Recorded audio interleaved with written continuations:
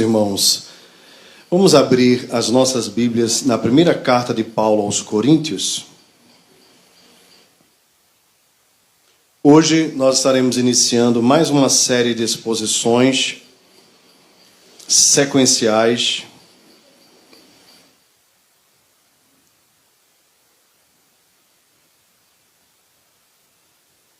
Terminamos no mês de maio a exposição em Josué.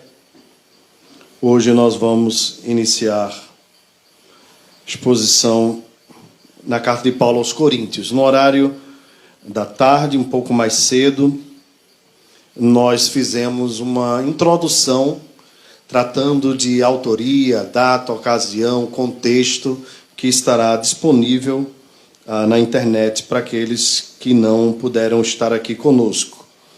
Irmãos, quais as vantagens que temos em fazermos uma exposição bíblica sequenciada? Eu queria iniciar este momento com esta palavra de incentivo aos irmãos. As vantagens são, em primeiro lugar, crermos que toda a Bíblia é a palavra de Deus. Um dos lemas da Reforma Protestante é o sola scriptura. Mas no sola scriptura, entenda também o tota scriptura, no sentido de que não somente as Escrituras, mas também toda a Escritura é a palavra de Deus. Os irmãos viram, por exemplo, que em Josué nós tivemos o desafio lá das cidades, né, as genealogias, né, e nós não fugimos do desafio. Né, tivemos que pregar e estudar esses textos. Da mesma forma, a palavra sendo pregada de forma expositiva sequenciada nos incentivará em Corinto a nós não fugirmos de nenhum tema, mesmo dos mais difíceis, porque cremos que toda a Escritura é a palavra de Deus. Também nos ajuda a nós nos aprofundarmos no texto. Imagine se você recebe em suas mãos 66 cartas diferentes. Ainda que elas tenham um único autor, são 66. Num tempo de 16 séculos, né, 1.600 anos, do primeiro para o último livro que foi escrito, por escritores com características diferentes. Então, quando nós mergulhamos num texto só, nós temos a possibilidade de mergulharmos com profundidade. E é isso que nós vamos tentar fazer aqui. Uma outra coisa boa também na pregação expositiva sequencial é que nós não precisamos desconfiar do pregador. De repente você faz um aconselhamento pastoral e aí você confessa o seu pecado lá para o pastor, e quando é no domingo o pastor prega exatamente aquele pecado. Diz, rapaz, o pastor podia ter falado para mim, né, no privado, né? Botou no grupo lá do WhatsApp para todo mundo. Não tem sermão de carapuça, porque nós vamos pregar apenas o que está aqui na Escritura de forma sequenciada. Se casar, né, com alguma coisa da sua vida, não foi porque alguém me contou, é simplesmente porque é a palavra de Deus, espada mais afiada que de 2 gumes. Então ela vai penetrar da forma que Deus aprover que assim aconteça. Bem, isso nos incentiva também, irmãos, a nós lermos a Bíblia de forma sequenciada. Alguns irmãos nos seus momentos devocionais, um dia leem Provérbios, outro dia leem Salmos, outro dia leem Mateus, outro dia leem Apocalipse, e fica aquela salada, né? Embora toda a Bíblia seja a palavra de Deus, o ideal é que você vá lendo um livro devagarinho e continue fazendo de forma sequenciada, porque você vai capturando melhor a intenção do autor, a ocasião, a data, o contexto, tudo isso facilita muito, ok? Então, hoje, meus irmãos, nós vamos estudar o primeiro capítulo da primeira carta de Paulo aos Coríntios, os versos de 1 a 3 apenas. E talvez essas partes iniciais passem por nós assim despercebidas, né? Nós queremos ir logo para o objetivo da carta, né? Bem, a carta está aqui, o que é que diz a carta? Aí quando você pega a carta, diz assim, prezado Senhor, nós do não sei onde, né, da instituição tal. Aí você quer ir logo para a parte de baixo para saber qual é o objetivo, né? Bem, numa carta qualquer, a gente ainda pode fazer isso. Mas como é uma palavra inspirada de Deus, cada parte disso aqui tem algo para nos ensinar e certamente tem a ver com todo o contexto que Paulo quer trazer, inspirado pelo Senhor. Então vamos fazer a leitura, acompanhe a leitura, depois nós faremos a exposição até o verso 3. Paulo, chamado pela vontade de Deus para ser apóstolo de Jesus Cristo, e o irmão Sóstenes, a igreja de Deus que está em Corinto, aos santificados em Cristo Jesus, chamados para ser santos, com todos os que em todo lugar invocam o nome de nosso Senhor Jesus Cristo, Senhor deles e nosso. Graça a vós outros e paz da parte de Deus, nosso Pai, e do Senhor Jesus Cristo. Amém e amém. Senhor nosso Deus, nós te pedimos a tua orientação para que a tua palavra seja lida, interpretada, explicada e aplicada com o auxílio do Espírito Santo do Senhor. Que haja entre nós edificação, que haja também entre nós desafio. Quem sabe, Senhor, também não queira constranger o nosso coração, levar-nos ao arrependimento. Ó Deus, faz como tu quiseres, pois nós somos teus, a palavra é tua e o teu Espírito tem toda a liberdade em nosso meio. Por isso nós te pedimos, faz da tua palavra o que tu quiseres em nosso coração. Em nome de Jesus. Amém. Amém. Meus irmãos, a carta começa logo acusando a autoria. É Paulo. Paulo que foi chamado ao que tinha o seu nome original, Saulo, da região de Tarso. Paulo era um dos judeus da dispersão e, sendo ele um judeu muito dedicado, criado aos pés de um fariseu chamado Gamaliel, teve o privilégio então de crescer nas sinagogas. Tendo contato com a palavra de Deus, tornou-se então um doutor da lei.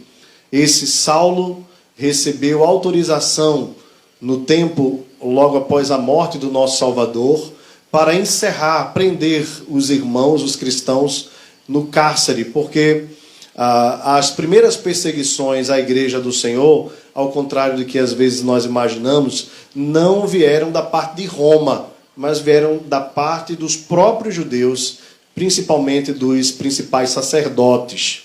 Assim, a igreja estava sendo perseguida, os apóstolos sendo perseguidos e dispersos. O apóstolo Saulo de Tarso, ainda não apóstolo, era um desses homens que tinha autorização para perseguir e para prender pessoas. E a sua história, dentro da narrativa das Escrituras, lá no livro de Atos dos Apóstolos, se inicia com o seu consentimento para a morte de Estevão. Lá nos primeiros capítulos, capítulo 7, quando nós vemos a morte de Estevão depois do seu apedrejamento, as suas vestes foram jogadas aos pés de um homem chamado Saulo de Tarso, que consentia em tudo. Então nós estamos lendo a carta de um ex-assassino. Isso já nos chama muita atenção. Esse foi um homem extremamente perigoso. Paulo era um leão feroz contra a igreja do Senhor. E tendo estas autorizações para prender irmãos, estando ele indo para a caminho de Damasco, ele foi encontrado pelo Senhor, que o apareceu dizendo: Saulo, Saulo, por que me persegues? Ele cai do cavalo, literalmente, fica cego, pergunta: quem és tu, Senhor? E Deus então, o Senhor Jesus, o constrange naquele momento a um arrependimento, levando ele até a casa de Ananias, onde ele é curado da sua cegueira, e depois ele some da narrativa bíblica até reaparecer um pouco mais na frente, segundo os relatos de Lucas, o autor do livro de Atos. Esse período é contado por Paulo posteriormente aos irmãos na carta aos Gálatas. Ele afirma que passou um tempo na Arábia, cerca de 3 anos, onde o Senhor falou com ele. E aquele homem volta então para Jerusalém, e você imagina aquele homem voltando para Jerusalém e querendo encontrar os apóstolos. É provável que tenha havido muita desconfiança da parte dos outros irmãos quanto à idoneidade deste homem. Mas Paulo havia sido chamado por Deus e não pelos apóstolos. E assim ele cumpre o seu ministério. Parte desse ministério tem a ver com a igreja de Corinto. Não vou contar toda a história de Paulo, nós vamos acompanhando aqui, de acordo até com alguns relatos dele. Mas certamente, a história de Paulo é uma das histórias mais lindas das Escrituras. E até hoje, irmãos, Deus continua operando na vida daqueles que perseguem a igreja de Cristo. É por isso que, embora nós não devamos nos conformar com as perseguições, embora nós devamos usar até mesmo as estratégias da nossa Constituição e tudo mais para evitarmos as perseguições, nós não podemos esquecer que a igreja está sob o cuidado e o controle do seu Senhor. E que Ele é poderoso para que nesta luta de perseguição e batalhas que a igreja sofre, Deus vai trabalhando não apenas na vida da igreja, mas Deus também vai alcançando pessoas que perseguiam a igreja, conclamando-as a se tornarem perseguidoras. Assim como Deus fez com Paulo, dizendo: eu te farei conhecer o quanto importa sofrer pelo meu nome. Saulo, que havia feito tantos cristãos sofrerem por causa do nome de Cristo, agora iria passar a sofrer pela causa de Cristo. Nós temos recebido os relatos nos dias atuais, através da missão Portas Abertas e outras missões, de muçulmanos que perseguiam duramente os cristãos em regiões do mundo árabe, que têm se convertido ao Senhor. Relatos até extraordinários, de visões, de coisas assim, que fogem até daquilo que nós conhecemos. Meus irmãos, Deus tem o seu jeito de agir, e nós não podemos jamais tentar limitar o poder de Deus. Mas uma coisa é certa: ainda que seja o pior dos homens, se for eleito por Deus, Deus o trará para si. Deus o converterá, Deus o transformará e mostrará o quanto importa sofrer pelo nome do Senhor. Então este é Paulo, chamado pela vontade de Deus para ser apóstolo de Jesus Cristo. Aqui alguns termos importantes, Observe, Paulo diz: eu fui chamado. O termo aqui está na voz passiva. Não foi Paulo quem se ofereceu a Deus. Foi Deus quem disse: você é meu. Você é um vaso que eu escolhi. E eu vou te mostrar como é me servir. Então Paulo não foi um voluntário na obra do Senhor. Não foi alguém que se colocou à disposição de disse: eu vou lá. Ele foi chamado por Deus. Ele foi convocado por Deus. E aqui, irmãos, é importante nós entendermos, isso aqui é um prenúncio do que Paulo vai precisar defender mais na frente da sua carta. Porque embora Paulo tenha sido plantador da igreja de Corinto, Paulo precisa, depois de 1 ano e meio, quando está em Éfeso, escrever uma carta defendendo o seu apostolado. Porque começaram a surgir grupos na igreja. Grupos até que diziam que Paulo não era verdadeiro apóstolo de Jesus, porque não estava com ele desde o começo. É por isso que Paulo diz aqui: eu não fui chamado pela vontade de homens, mas eu fui chamado pela vontade de Deus. O termo apóstolo aqui quer dizer emissário. Alguns gostam de traduzir no literal com a ideia de pedra enviada, ou pedra lançada. Mas esse não era um termo necessariamente cristão, era um termo usado também pela cultura e pela linguagem grega clássica, a ideia de alguém que era um emissário, um enviado, um representante, Talvez na nossa linguagem aqui, o termo seria melhor traduzido como embaixador. Alguém que leva a mensagem de quem lhe é superior. Ok? Então Paulo está dizendo, eu sou Paulo, chamado pela vontade de Deus para ser apóstolo. E a gente podia pensar exatamente isso, né? Porque Paulo, pouco tempo depois, escreve para a igreja que ele fundou, foi a igreja que ele plantou. E ele coloca o nome, coloca sobre o seu apostolado. Exatamente porque estava surgindo desconfiança quanto ao seu apostolado. Paulo, então, já usa isso aqui como defesa.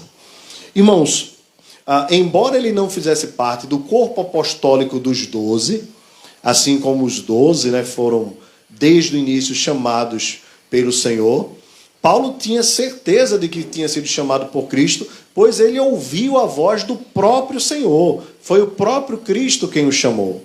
Saulo, Saulo, por que me persegues? Portanto, a mesma voz que chamou Mateus, a mesma voz que chamou Pedro, a mesma voz que chamou João, foi a mesma voz que chamou Paulo. Portanto, ele não é apóstolo menor do que nenhum outro. Paulo não precisou da confirmação dos outros para ser apóstolo, pois ele é apóstolo da parte de Deus. Talvez aqueles tidos como chamados tardiamente, mas no tempo oportuno de Deus, ele foi chamado para servir ao Senhor. Agora observem, irmãos, apóstolo de Jesus Cristo. Esse é importante relato, porque, como eu falei para os irmãos, haviam outros apóstolos, outros emissários, outros representantes. Mas quando Paulo diz, eu sou apóstolo de Jesus, ele está declarando exatamente aquilo que eu disse agora há pouco. Eu não trago uma mensagem própria. Eu não trago uma mensagem de mim mesmo. Eu trago uma mensagem do próprio Cristo. Meus irmãos, é tão importante essa parte aqui nos nossos dias, porque já não é de hoje. Vez por outra surge no meio da igreja e ressurge um movimento teologicamente chamado de liberal, que quer colocar Paulo contra Jesus ou Jesus contra Paulo. Então é comum, infelizmente, nos nossos dias, algumas pessoas, para tentarem aliviar suas consciências de seus pecados e até mesmo de tornarem igrejas mais inclusivas, no sentido de aceitar qualquer tipo de coisa, as pessoas dizerem assim, não, a gente aqui segue Jesus, a gente não segue Paulo. Não faz muito tempo que eu ouvi um pastor presbiteriano, não se escandalizem com isso, mas presbiteriano, me dizendo que Paulo era muito machista, que Paulo era misógino. É triste, irmãos, nós vermos isso no meio da nossa igreja. Porque geralmente a gente pensa que essas coisas só acontecem lá com aqueles cantores, que vez por outra falam umas asneiras aí na internet. Mas às vezes acontece no nosso meio, para os irmãos verem como nós não estamos distantes dessa teologia liberal. Nós cremos, irmãos, que toda a Escritura é a palavra de Deus. E que quando Paulo fala aqui, ele fala no poder do Espírito. Ele é um profeta de Deus. Um homem santo, separado por Deus para esse propósito. E que as suas palavras têm o mesmo poder que as palavras de Cristo. Pois todas são palavra de Deus para o nosso coração.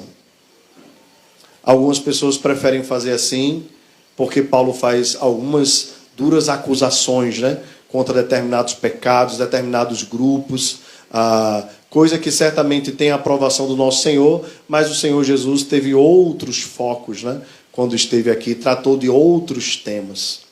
Portanto, não há essa ideia de nós seguimos Jesus, não seguimos Paulo. Quem segue Jesus, segue Paulo. E quem segue Paulo, segue Jesus.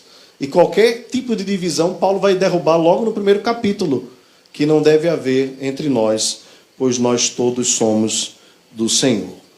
Então Paulo está dizendo, eu sou apóstolo de Jesus, eu trago a mensagem de Jesus, não é minha, é de Jesus.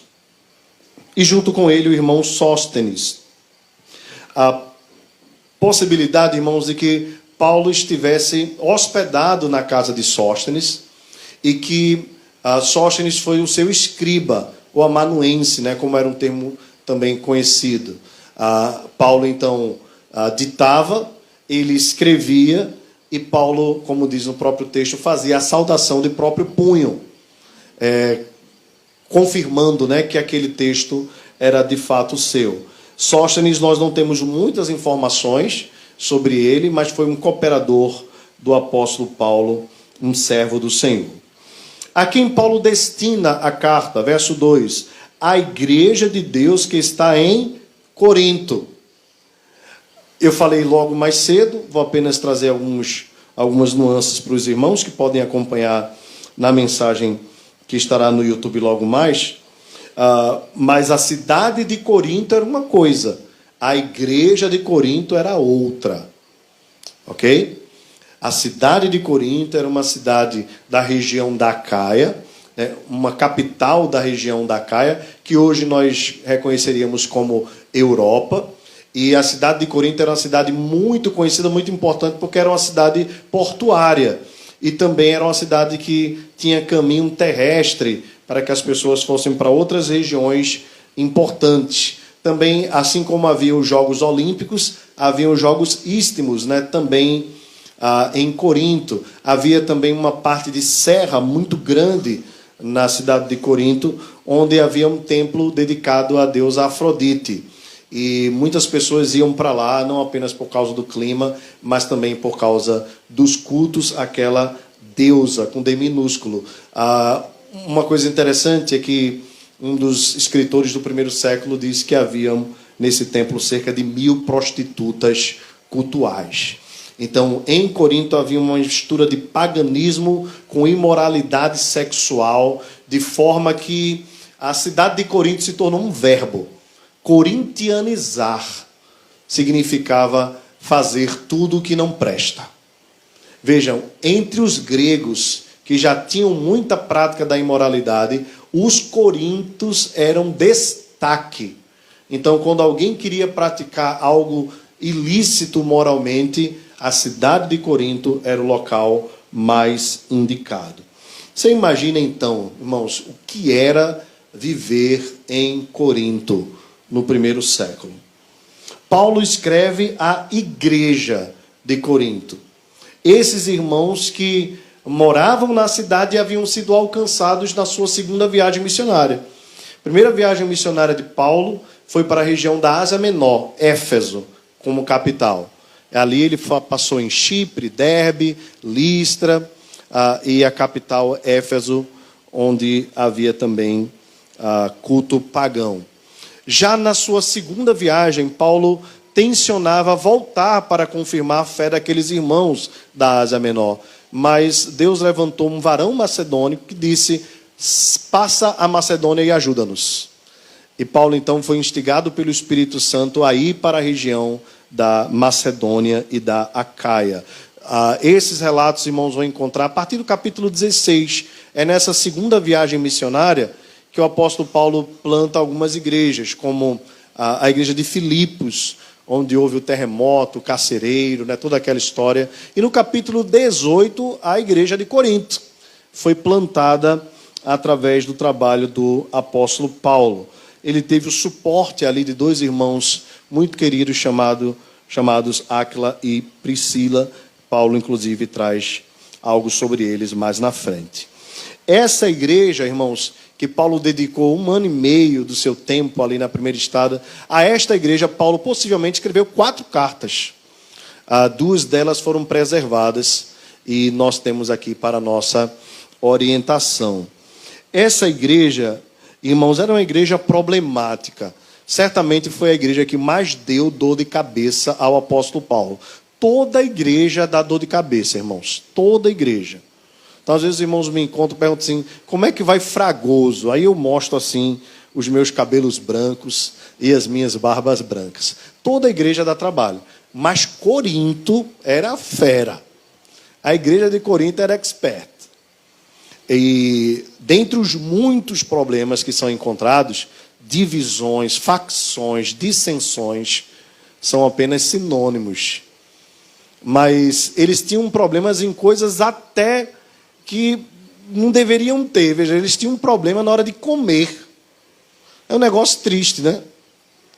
Até na hora de comer, os irmãos davam um problema. Por quê? Eles faziam uma festa do amor antes da ceia, antes do culto. E aí os irmãos que, de repente, não tinham tanta condição, ficavam com fome. E os irmãos que traziam muita comida, comiam muito, ao ponto até de beberem tanto vinho e ficarem embriagados. E aí, depois que acabava a festa do amor, aí eles diziam, agora vamos ceiar, vamos para o culto. E aí Paulo diz, como é que vocês vão celebrar a ceia? Vocês acabaram de machucar o irmão aqui. Paulo diz, não é a ceia do Senhor que vocês estão celebrando. Mas havia outros problemas, irmãos. Problemas de casamento, problemas ligados à imoralidade, problemas de escândalos que nem entre os ímpios se havia visto. De um homem ter relações com a esposa do seu pai. Coisas terríveis aconteciam em Corinto e Paulo precisou tratar assunto por assunto. Então foi até meio difícil assim, pensar num tema geral para essa série, porque são muitos temas, né, ou subtemas. Mas eu preferi colocar amor, o caminho para a vida excelente, ou o caminho da vida excelente. Porque Paulo, no capítulo 13, talvez o cume, assim, o topo do livro, a parte mais importante, Paulo diz, espera aí. Vocês podem ter os dons que forem, vocês podem fazer o que forem, vocês podem ter sabedoria, podem ser os mais inteligentes do mundo, vocês podem até colocar o corpo de vocês para ser queimado em favor de alguém, mas se não houver amor, nada disso aproveitará. Então as divisões eram falta de amor, a imoralidade era falta de amor, os irmãos colocando um ao outro na justiça, em tribunais de ímpios, era falta de amor. E Paulo chama todos os assuntos para serem abordados na perspectiva do amor, que tudo sofre, tudo crê, tudo espera, tudo suporta e que jamais se acaba. Meus irmãos, mesmo sendo uma igreja assim, cheia de problemas, cheia de dilemas, veja como Paulo chama no verso 2. Aos santificados em Cristo Jesus, chamados para ser santos. Então vejam, apesar das lutas, das dificuldades, Paulo não chama esta igreja de sinagoga de Satanás. Eles tinham muitos problemas, mas Paulo diz, vocês são a igreja do Senhor. Importante aqui lembrar, né? Igreja ou eclésia, né? Ou eclesia, no grego, não era também um termo que foi originado pelas Escrituras. Era um termo clássico que tinha a ver com a ideia de ajuntamento, de congregar, de reunir, de conciliar as pessoas. Paulo diz, vocês são a reunião ou o ajuntamento de Deus. Paulo não diz vocês são o ajuntamento de Satanás. Eles tinham problemas, mas Deus ia dar a solução para eles tratarem os problemas deles. Eles estavam cheios de dificuldades, cheios de lutas, cheios de dilemas, mas Paulo não os abandona. Assim como Deus também não os abandona. E vai tratando pacientemente, um por um. Eles eram carnais ainda. Paulo vai falar sobre isso. Paulo até diz assim, eu queria tratar vocês como espirituais, mas vocês são carnais. Eu queria tratar vocês com alimento sólido, mas vocês só podem comer comida de bebês. Então Paulo pacientemente os chama. Vocês são de Deus. E mais, vocês foram santificados em Cristo Jesus. O termo santificar aqui é separar, para o uso espiritual, para o uso sagrado. E essa ação parte do próprio Deus, observe, aos santificados em Cristo Jesus. Santificado está na voz passiva. Portanto, a igreja de Deus é a receptora da graça. Ela é quem recebe, é o recipiente da graça de Deus, separando-a do mundo, separando-a da própria cidade de Corinto. Paulo diz assim: vocês estão em Corinto, mas vocês não são de Corinto. Vocês foram separados por Deus e separados para Jesus. Vocês estão numa cidade porca, poluída, imoral. Vocês estão numa cidade caída. Mas vocês foram alcançados pela graça de Jesus. Vocês foram santificados, separados. Vocês estão em Corinto, mas vocês não são de Corinto. Assim como nós estamos no mundo, mas não somos do mundo. Então essa é a recepção. Essa é a ação de Deus. Nós somos passivos. Mas agora observe o que diz o restante do verso: chamados para ser santos. Aqui é uma convocação. Vocação. Então nós recebemos a bênção da santificação e somos novamente enviados ao mundo. Chamados por Deus para sermos santos no meio de um mundo corrupto e corrompido. Vejam, irmãos, que aqui está um resumo da nossa missão. Nós estávamos no mundo e aí fomos separados do mundo para a santificação e depois somos enviados de novo ao mundo para a santificação no mundo e do mundo, para sermos santos no meio deste mundo. Nós não fomos separados por Deus para vivermos enclausurados no meio dos cristãos. Nós somos separados do mundo para recebermos de Deus graça, para voltarmos a este mundo sendo reprodutores desta graça, proclamadores desta graça. Mas estamos em Corinto. Mas estamos no mundo. O nosso mundo, irmãos, não é muito diferente de Corinto. Nós vamos perceber aqui muitas características semelhantes. E nós continuamos como igreja de Deus diante do mesmo chamado. Fomos separados por Deus, nós nem merecíamos, mas fomos feitos vasos de honra. Fomos separados por Deus, estávamos sujos, Ele nos limpou. E aí Ele nos requalificou, nos transformou, nos desfez, quebrou o vaso e fez um vaso novo. E agora diz assim: seja uma bênção aonde você for. E aí nós precisamos fazer a diferença neste mundo. Assim como Paulo, não temos uma mensagem nossa. A mensagem é a mesma. É o Evangelho de Jesus. O mundo vai mudando, mas continua sendo o mundo.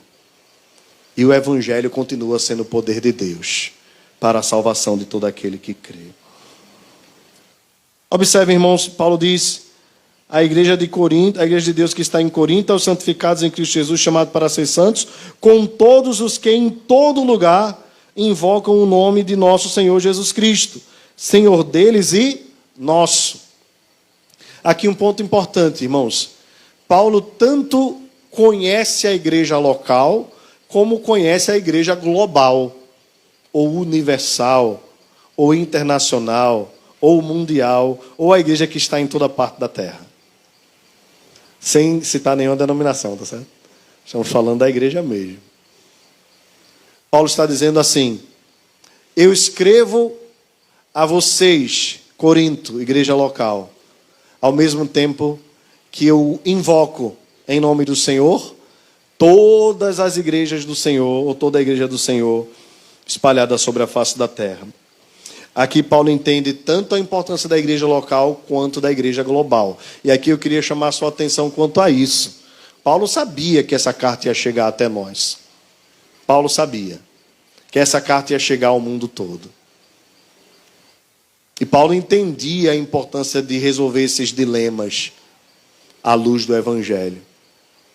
Paulo tinha consciência, por ser um homem que plantou igrejas na Ásia Menor, igrejas na Europa. Paulo sabia que a igreja é maior do que a igreja local. Às vezes a gente acha que a igreja é a nossa igreja local. Às vezes a gente acha que a igreja é a nossa denominação. Fazia programa de rádio, né, há uns anos atrás. Aí atendi o telefone lá, né? Os irmãos lembram, né? Aí eu sou de quarta etapa. Aí eu dizia assim, tá, mas eu queria saber qual a sua igreja. Eu sou de quarta etapa. Mas sim, irmão, mas qual a sua igreja na quarta etapa? Da igreja da quarta etapa. Eram os irmãos da Assembleia de Deus. Os irmãos da Assembleia de Deus acham que o mundo é dele, né? Aí para eles nos dizer, igreja, Assembleia de Deus da quarta etapa. Aí dizer, somos de quarta etapa. E os batistas fazem isso também. Eu sou lá da Batista de Rio Doce. Sim, qual batista? Tem umas 30. Aí os presbiterianos fazem a mesma coisa. Ah, os irmãos lá de Fragoso. Sim, mas Fragoso tem outras igrejas. Viu? Então diga o nome da igreja todinha, assim, a Igreja Presbiteriana de Fragoso. É a sua igreja local. Mas às vezes a gente acha que a nossa igreja local, a nossa denominação, é o mundo todo. E é muito maior que a nossa denominação. E aqui eu queria alertar os irmãos sobre a importância de nós estarmos ligados uns aos outros. Presbiteriano não é melhor que batista, nem é melhor que assembleísta. A igreja brasileira não é melhor que a igreja da Coreia, dos Estados Unidos, da Indonésia. Nós somos um povo só em Cristo Jesus, com características diferentes, com formas diferentes, mas nós somos a igreja do Senhor, local, né? É global, é local, mas é local e é global. Então nós precisamos entender isso e entender mais. Que quando um sofre na Indonésia, nós sofremos também. Esta semana alguém colocou lá no grupo da igreja sobre uma criança na Coreia que foi condenada à prisão perpétua porque os seus pais foram encontrados com uma Bíblia. É claro que surgem muitas histórias da Coreia, do Norte, né? Mas não é surpresa para nós que isso aconteça. A surpresa é que isso não nos constrange mais. Porque nós não vemos, porque não é um irmão nosso que nós conhecemos. Às vezes nós não sofremos quando os cristãos estão sofrendo em outros lugares. Então tem irmãos na Índia, acho que é na região de Manuri, se eu não me engano, passaram agora por vários incêndios. Igrejas foram incendiadas, pessoas foram mortas. E porque não é próximo a nós, ou não é nosso parente de sangue, ou não é aqui no Brasil, a gente não sente muito. Eu estou espantado, que eu tenho perguntado a muitos irmãos, colegas pastores, sobre o pastor que foi preso lá em Igaraçu, e tenho recebido pouquíssimas informações. E quando nós não nos unimos, nós ficamos mais fracos. Nós precisamos estar unidos. Agora, veja uma forma boa de nós nos unirmos. Paulo dá a dica aqui. Observe, Paulo diz assim, com todos os que em todo lugar fazem o quê? Invocam o nome do Senhor. Você tem orado pela igreja no mundo? Você tem invocado? Essa é uma característica da igreja. Uma das coisas que nos caracterizam como igreja do Senhor é a oração uns pelos outros. É a oração. Todos os que invocam o nome do Senhor. Meus irmãos, a oração nos une. E nós precisamos estar unidos uns aos outros. Orarmos pelos irmãos que sofrem, orarmos pela igreja perseguida, orarmos por nós mesmos. E entendermos que a igreja do Senhor é mais do que o que os nossos olhos veem. A igreja do Senhor é muito maior do que aquilo que a gente pode ver. Paulo, então, traz os cumprimentos a esses irmãos. Verso 3. Vamos ler juntos? Ficar bem bonito? Graça a vós outros e paz da parte de Deus, nosso Pai e do Senhor Jesus Cristo. Agora as mulheres, vamos lá? Graça.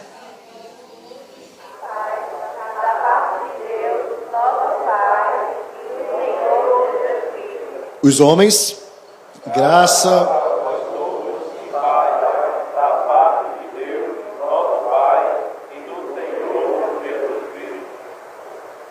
Como é que você cumprimenta as pessoas?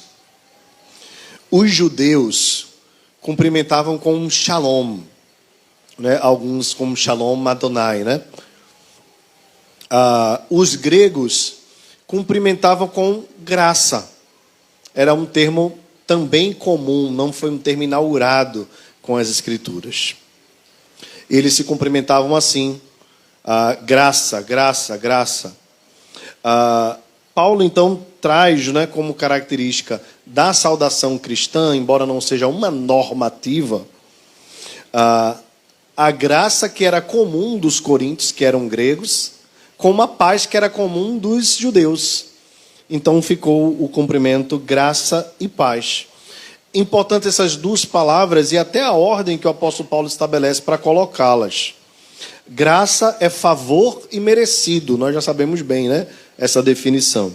É aquilo que Deus nos dá, nós não merecemos. É favor de Deus para nós. Há muitos textos que falam sobre a graça de Deus, principalmente quando se refere à salvação. Pela graça sois salvos, salvos pela graça, enfim. Paz. Essa paz aqui, irmãos, os judeus entendiam que era muito mais do que um estado de espírito. Essa paz tinha a ver com a comunhão com Deus e uns com os outros. Isso era paz. Independentemente da situação estar boa ou estar ruim, dos dias serem bons ou maus. A paz, então, é estar em comunhão com Deus e estar em comunhão com o meu irmão. A ordem que Paulo coloca aqui é muito oportuna, porque não é possível termos paz sem a graça. É por isso que a graça vem primeiro do que a paz. Alguns irmãos brigam até por isso, porque os irmãos da Assembleia dizem que o cumprimento é a paz do Senhor. Aí os presbiterianos dizem que é graça e paz.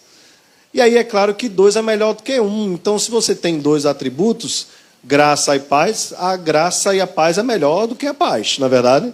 Então, graça e paz é o cumprimento mais comum das Escrituras. Não brigue por isso, não. Tá? Se alguém lhe der a paz do Senhor, você dá a graça e a paz, e aí você fica com a paz, o irmão fica com a graça e com a paz. E tudo fica em paz e ninguém arenga. Tá certo? O importante é que a igreja do Senhor é o povo que recebe a graça e recebe a paz. Agora, lembre mais uma vez, ninguém pode estar em paz com Deus se a graça não agir primeiro no seu coração. Sem a graça, não há paz. E essa graça e essa paz é da parte de Deus, o nosso Pai, e do Senhor Jesus Cristo. Observem, irmãos, a graça, cumprimento comum dos gregos, era a graça de um para com o outro. Então, a minha parte dava graça para a sua parte. Paulo diz, eu vou vos cumprimentar com a graça, mas não a graça que vem da minha parte, mas a graça e a paz que vem da parte de Deus, nosso Pai, e do Senhor Jesus Cristo. Essa graça, irmãos, e essa paz, ninguém pode tirar do nosso coração. Essa é uma bênção que é concedida à igreja, da qual nós devemos nos apropriar todos os dias das nossas vidas. Todos os dias, quando nós acordamos, a graça de Deus se renova sobre a nossa vida. E todo dia que nós acordamos, a paz de Deus, que excede todo entendimento, se renova sobre o nosso coração. Se não for pela graça e pela paz, nós não conseguimos nem mesmo levantar da cama. Portanto, graça e paz seja sobre a sua vida, em nome de Jesus. Meus irmãos, próxima semana nós vamos continuar a partir do verso 4, e eu já convoco você a orar pela pregação do próximo domingo. Apenas queria lembrar a você alguns pontos para nós sairmos daqui firmados na nossa mente. Nós somos chamados, assim como Paulo, para sermos seus emissários. Nós somos chamados por Deus para uma vida de santificação, porque fomos santificados. Nós somos chamados a nos envolvermos com a igreja que está no mundo todo, pois a igreja é muito maior do que a nossa denominação, a nossa igreja local. E nós recebemos da parte de Deus graça e paz. Vamos ficar de pé, irmãos. Vamos orar ao Senhor, agradecidos por esta noite. Senhor nosso Deus, muito obrigado pelo privilégio que o Senhor nos concedeu nesta noite de podermos celebrar o Teu nome. Obrigado, Senhor, porque só Tu és digno de receber adoração e só Tu foste adorado, Senhor. Não a nós, Senhor, mas ao Teu nome da glória, por amor da Tua misericórdia e da Tua fidelidade. Seja o Senhor exaltado nas nossas vidas todos os dias. Obrigado pela vida de Paulo, Senhor. Obrigado pelo que Tu fizeste na vida dele. Obrigado pelo Teu chamado sobre a vida do Teu servo, pela fidelidade dele ao Senhor Jesus. Obrigado pela mensagem da carta aos Coríntios. Obrigado, Senhor, porque Tu santificaste a Tua igreja, chamaste para ser santa no meio de um mundo corrompido e corrupto. Dá-nos, Senhor, sempre a percepção de que a Tua igreja é muito maior do que nós podemos ver. Nos chama, Senhor, nos convoca a orarmos pelos nossos irmãos que sofrem. Mesmo que nós não os conheçamos aqui, certamente nós nos conheceremos na eternidade. Ó Senhor, também dá-nos sempre da Tua graça e da Tua paz. E que a graça do Senhor Jesus, o amor de Deus, o nosso Pai, e a comunhão, a consolação do Espírito Santo seja sobre nós, Igreja Presbiteriana de Fragoso, e sobre toda a Igreja do Senhor que está sobre a face da terra, agora e para todos sempre.